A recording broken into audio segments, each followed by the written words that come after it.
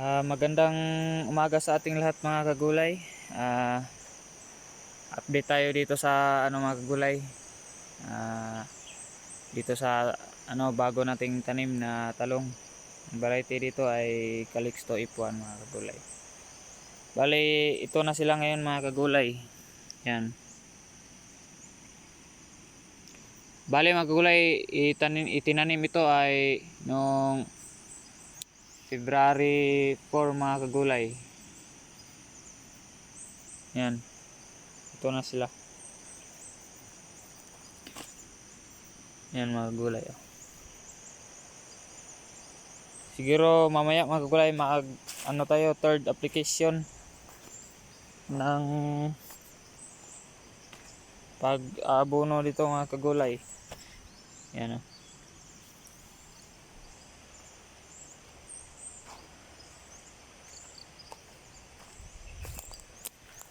Yan, kitang-kita na natin sila mga gulay kasi na.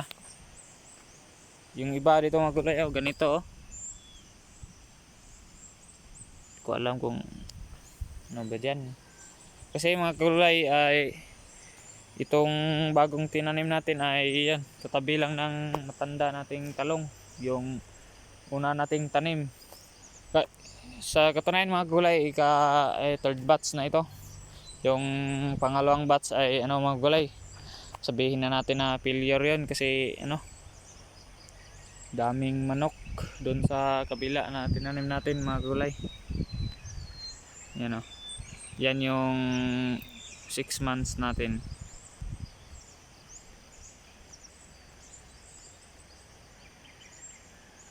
Yan.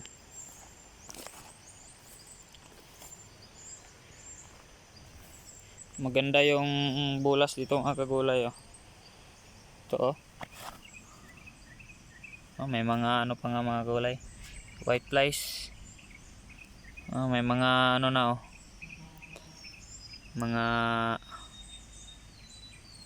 mga side shots, yung mga sanga niya mga gulay sa ilalim. Dito sa practice ko dito mga gulay ay yung dito banda dito, yung lupa ay sinunog ko mga gulay. May pa nga mga gulay yung pinauling. Yun, sa nakikita ko ay maganda yung tubo kapag sinunog. Siguro mga gulay ay walang mga bakterya ito mga gulay yan.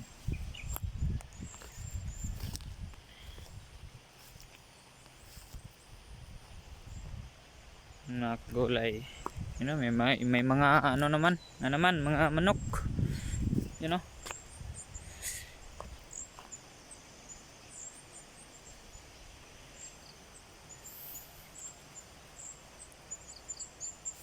sana aabot ito sa presyo mga kagulay.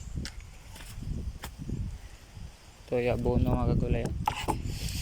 Bali ito yung mga nabili natin sa dito na talong mga kagulay. May isa pang blue drum dyan mga kagulay, yung 200 liters. Ito yan mga kagulay. Tapos tong mga hose yan mga kagulay. Dito sa mga gulay 6 months ay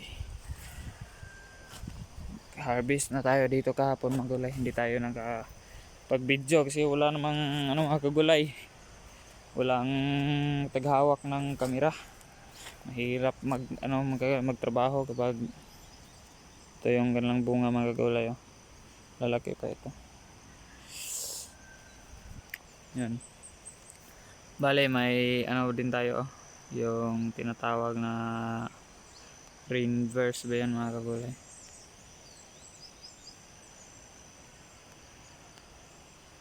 Yan.